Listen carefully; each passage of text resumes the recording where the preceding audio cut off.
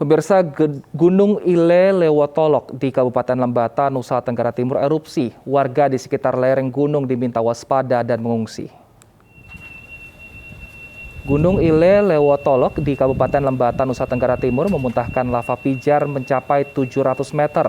Selain lava pijar, erupsi disertai gemuruh serta gempa bumi. Tercatat sejak kemarin sudah terjadi 60 kali erupsi. Warga pun diminta untuk mengungsi dan juga tetap waspada akan kejadian ini.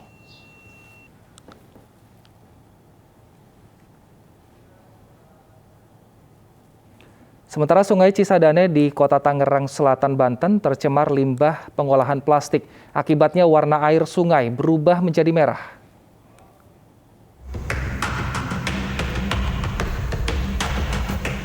Inilah video amatir warga yang menunjukkan Sungai Cisadane berwarna merah akibat tercemar limbah. Limbah berasal dari aktivitas cuci plastik di salah satu lapak pengolahan limbah plastik milik warga yang lokasinya sangat dekat dengan Sungai Cisadane. Mendapat laporan warga, Satpol PP langsung mendatangi lapak gudang limbah plastik yang telah beroperasi selama kurang lebih 8 tahun. Dari pemeriksaan terbukti tercemarnya Sungai Cisadane akibat air limbah pencucian plastik. Kami tindak lanjuti dan dapat saya buktikan bahwa di sini memang ada pengolahan limbah sampah, terutama plastik, yang didatangkan dari beberapa perusahaan. Kemudian di tempat ini plastik, sampah, bekas makanan, bungkus sampah itu dibersihkan, kemudian untuk dicuci dan diolah kembali. Nah, ini mungkin bekas cucian itulah yang akhirnya dibuang langsung ke sungai. Satpol PP Kota Tangerang Selatan akan berkoordinasi dengan pihak yang mengeluarkan izin operasional pengolahan limbah plastik. Sementara, lapak pengolahan limbah ditutup. Dari Tangerang Selatan, Banten, Nunung Purnomo, iNews melaporkan.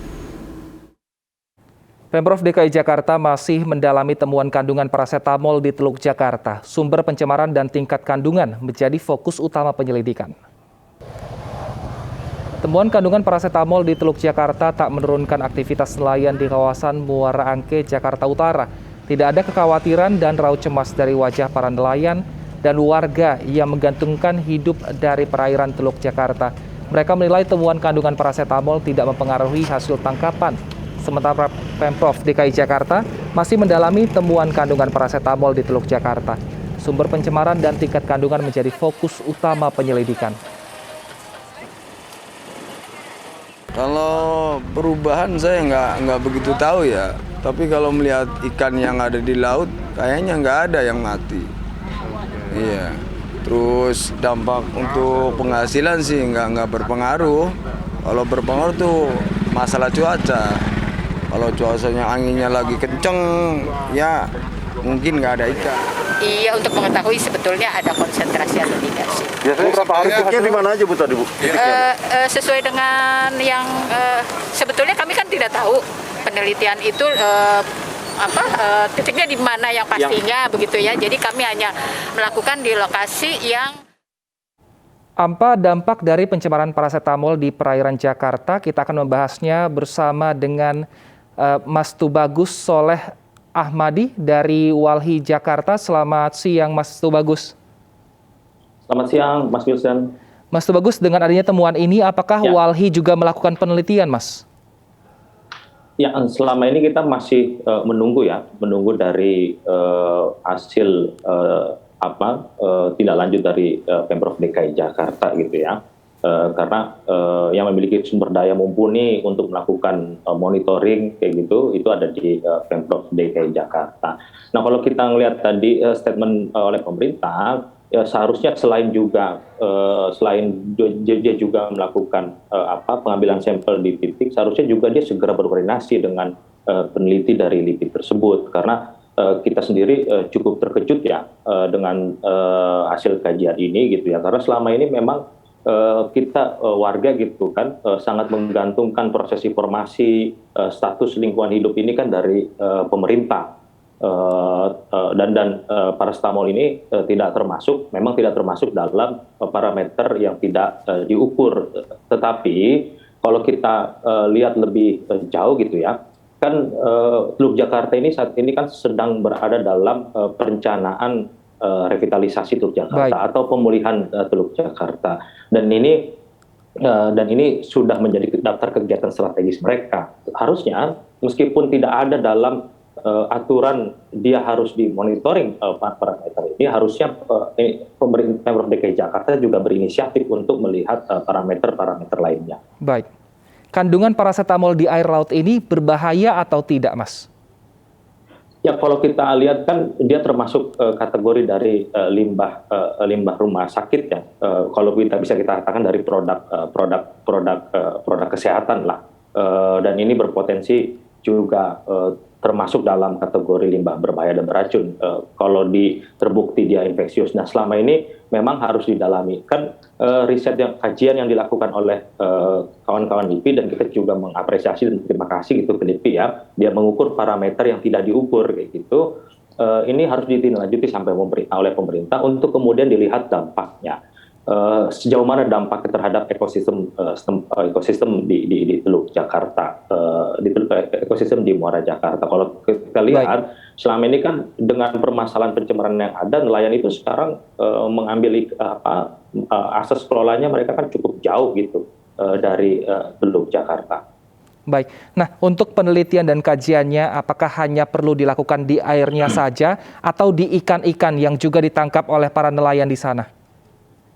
Ya, dia harus seluruhnya, dia harus pada seluruh ekosistem termasuk juga ikan ya dan makhluk hidup lainnya di Teluk Jakarta itu dia harus dilakukan penelitian lebih lanjut, dan bukan hanya soal kandungannya tetapi apa dampaknya gitu ya. Misalnya ada teman-teman di Surabaya gitu, dia meneliti sampai juga perilaku ikannya gitu, perubahan terhadap genetika di ikannya kayak gitu ya. Itu penting untuk dilakukan. Artinya memang jangan hanya berhenti kemudian ini tercemar, tidak boleh seperti itu. Dia harus melakukan lebih dalam, termasuk juga bagaimana upaya-upaya pemulihannya. Baik, lalu untuk saat ini apa imbauan Anda kepada warga? Apakah perlu untuk mungkin mengurangi makan ikan karena masih takut dengan kandungan yang terdapat di dalamnya, atau seperti apa, Mas Tubagus?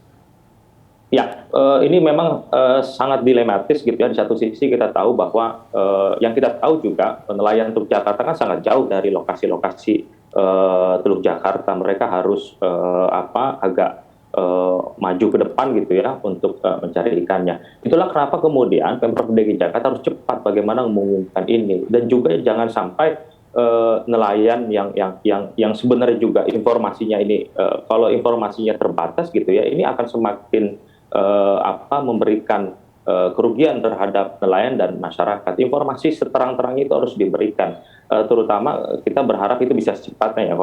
Kalau yang kita tahu kan paling cepat itu mungkin sekitar 14 hari gitu ya. Kalau bisa lebih cepat itu lebih bagus. Setelah pemerintah mengambil sampel harusnya dilakukan secara mendalam. Nah, harapan kita sebenarnya tidak pemerintah ya sembari dia mengambil sampel, harusnya upaya lainnya dilakukan karena kan datanya sudah ada dari LIPI gitu ya. Tinggal dia berkoordinasi dengan LIPI, kemudian juga di mana lokasi sampelnya, dan kemudian juga dilakukan secara cepat dan mendalam kajian lebih lanjutnya. Baik, terima kasih Mas Tubagus Ahmadi, Direktur Walhi Jakarta. Kita harapkan semoga pemerintah dengan cepat melakukan tindakan terhadap kejadian ini agar tidak terjadi kejadian yang tidak diinginkan. Terima kasih telah bergabung bersama kami di iNews Siang. Pemirsa, sampah plastik dapat dimanfaatkan menjadi sebuah produk kerajinan yang bernilai. Inilah yang dijalani ibu-ibu PKK Kelurahan Sumur Batu, Bantar Gebang, Bekasi, Jawa Barat melalui program pemberdayaan perempuan. Mereka dapat dukungan dari MNC Peduli bersama MNC Sekuritas dalam mengasah kreativitas.